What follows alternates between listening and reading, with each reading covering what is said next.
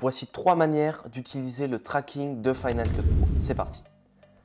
Donc ici, j'ai mis 3 vidéos sur ma timeline et on va faire 3 suivis différents. Avec ces 3 vidéos, on va voir 3 utilités différentes du tracking. La première, c'est des pompes toutes simples. Ce que tu fais pour un tracking, c'est que tu te rends dans suivi et tu mets plus. De cette manière, tu as un quadrillage qui apparaît. Et ce quadrillage, il va falloir que tu le mettes sur la zone que tu as envie de traquer. Ici, j'ai envie de traquer mon corps quand je descends dans la pompe et quand je remonte. Donc ce que je vais faire, c'est mettre le quadrillage sur une zone avec un fort contraste, parce que plus le contraste est fort et mieux le suivi sera. Donc je mets sur ma tête comme ça et ensuite tu vas cliquer analyser. Si tu cliques analyser, ça va analyser dans les deux directions, donc ce qui est avant par ici et ce qui est après la tête de lecture. Donc nous, c'est ce qu'on veut, je vais cliquer analyser.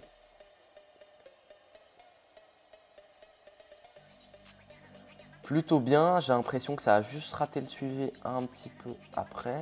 Voilà, ici. Donc je vais déplacer manuellement. Pour chaque image, je vais déplacer parce que le suivi a été perdu. Ok, donc j'ai rétabli le petit problème qu'il y avait. J'ai fait ça manuellement. Voilà, parfait. Une fois que tu as créé ton suivi, tu vas pouvoir rajouter un titre. Je vais mettre un titre 3D personnalisé.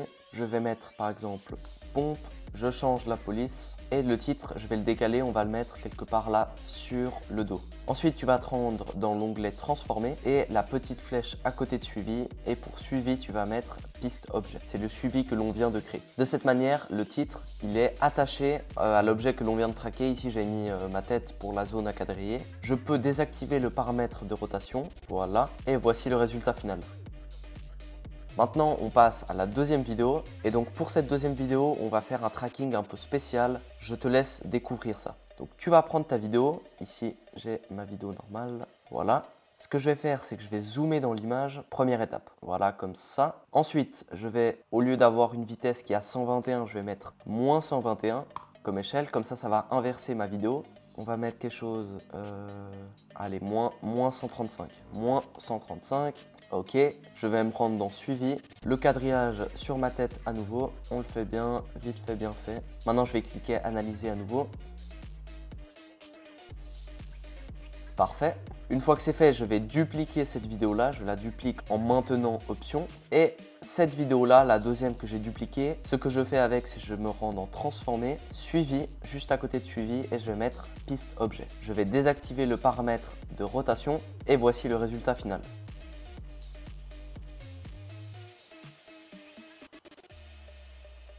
Comme tu peux le voir, c'est plutôt cool parce qu'on arrive vraiment à rester sur ma tête. En post-production, on a réussi à adapter la position de l'image. À chaque fois quand je fais des sauts en courant, ça adapte la position et ça marche plutôt bien. On peut voir que la tête, elle reste bien ici dans l'image et c'est très précis. Je dirais de cette manière que la caméra, elle est vraiment fixe sur ma tête et l'effet, il est plutôt réussi. Ça prend pas trop de temps à faire. C'est une petite astuce en retournant la vidéo et puis après en mettant piste objet. Ça marche, je ne sais pas exactement pourquoi, les raisons derrière, mais en tout cas ça fonctionne et ça nous fait un tracking sur un objet dans l'image et ça suit la position de manière parfaite. Ensuite, pour cette troisième méthode de tracking, on va faire un tracking comme on a l'habitude de faire, donc je vais aller dans suivi, plus je vais mettre ici sur ma tête, donc je vais zoomer un peu dans l'image, peut-être un peu moins, 150, hop, voilà. Je vais dézoomer et je vais cliquer analyser. Voilà, l'analyse était très rapide. Ouais, le mouvement n'est pas parfait, mais ça suit plutôt bien. Si tu veux voir l'explication de cet effet, va checker un des shorts que j'ai créé sur YouTube ou TikTok dans lequel je te partage comment faire cet effet où je m'envole très rapidement. Ok, donc là je vais rajouter maintenant un masque de couleur. Je mets comme ça le masque de couleur et maintenant je vais aller dans la petite flèche à côté de suivi et je vais mettre piste objet. Et de cette manière, le masque de couleur que l'on vient d'appliquer à notre vidéo, il va suivre le mouvement du personnage. Le masque suit le mouvement du personnage de cette manière. Tac, et là on décolle. Bien sûr, si c'est pas ultra précis, tu peux adapter, tu te rends à certains endroits et tu modifies légèrement la position. Donc n'hésite pas à me dire ce que tu en as pensé de cette vidéo, si ces 3 astuces tu les connaissais déjà. Dis-moi si tu as des questions en commentaire, abonne-toi et nous on se dit à bientôt, ciao.